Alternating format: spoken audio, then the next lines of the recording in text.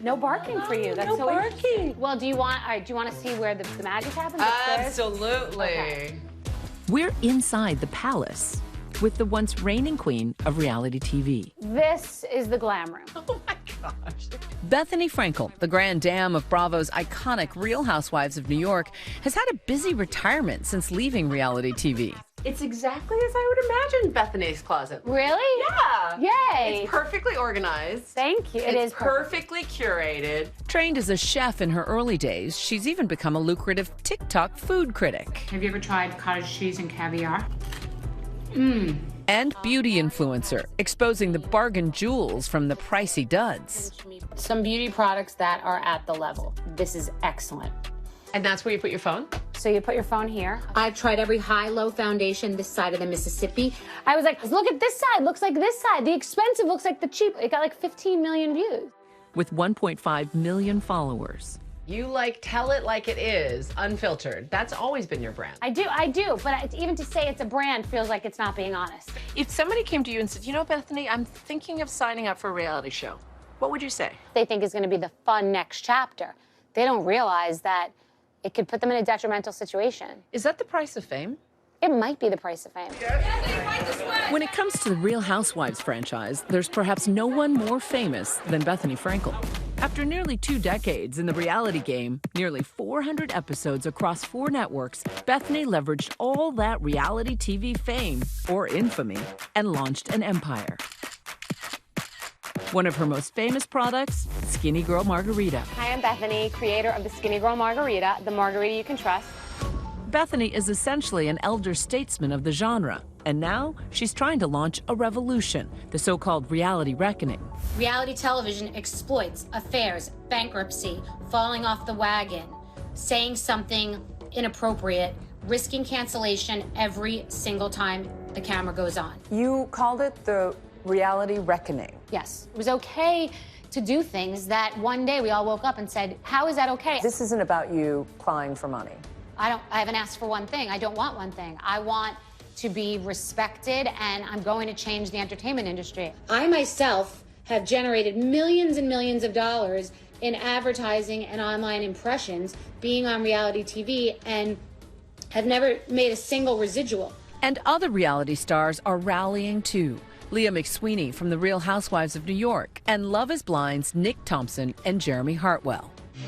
They say the chaos that makes these shows so addictive comes at a high cost to their real lives. This group of talent is the most overworked, overexploited, and least compensated. There's no group that has a greater risk. They're clearly being exploited. Exploiting the reality TV star is the whole point of the show. But they are absolutely signing up for that. These people want to be on TV. The benefit is that people who are on reality shows, it's become a reality show career for people. It's Game of Thrones. You're killing or you're being killed. There is no middle. There is no gray. Gray are women that become friends or women that become fired. Watching things like that normalizes bad behavior. You know, these shows normalize substance abuse. They normalize physical violence with the cat fights that break out, and it normalizes emotionally abusive behaviors. But some would argue that behavior is exactly the thrill of reality TV. And some fans wonder, would changing the industry kill the genre? You know, a lot of people think, well, are you biting the hand that fed you? That hand didn't feed me. We fed each other. And that hand that did feed me deserves to be bitten. It's time.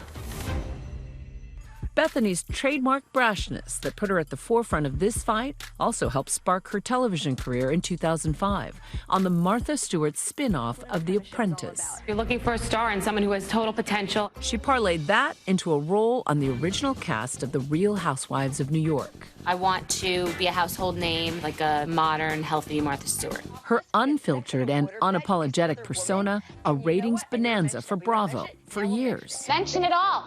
Mention it all. May my heart be your shelter and my arms be your home. Her wedding back in 2010 at the time was the highest rated event Bravo had ever broadcast. I went through a 10-year horrific divorce, and that marriage is being exploited and monetized and sold to so many different entities.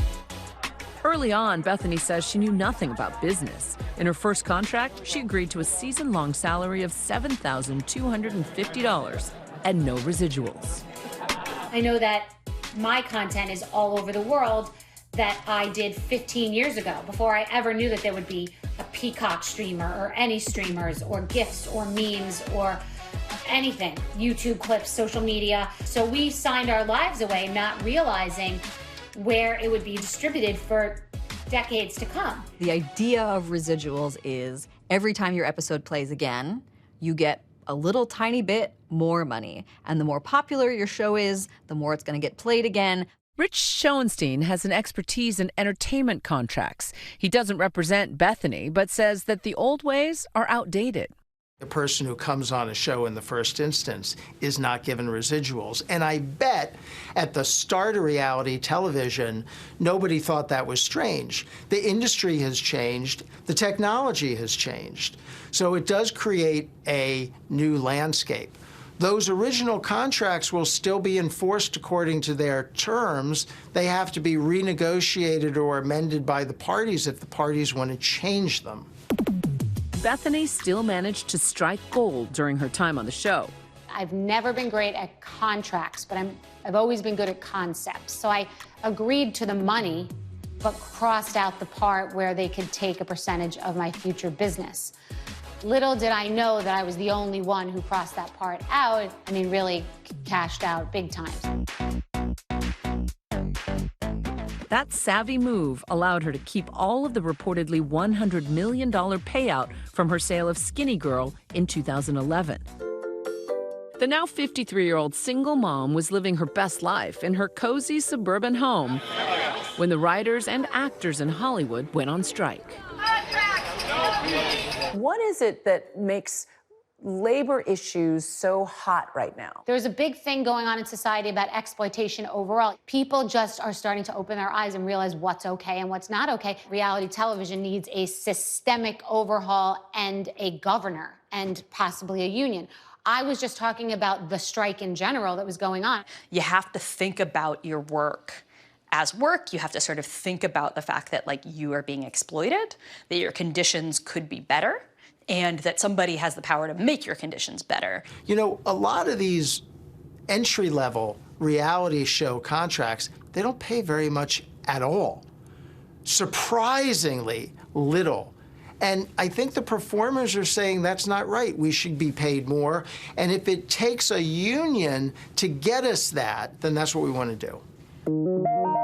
Page Six showed the moment at BravoCon this year when Andy Cohen, host and executive producer of the Real Housewives franchise, was asked about the reality reckoning.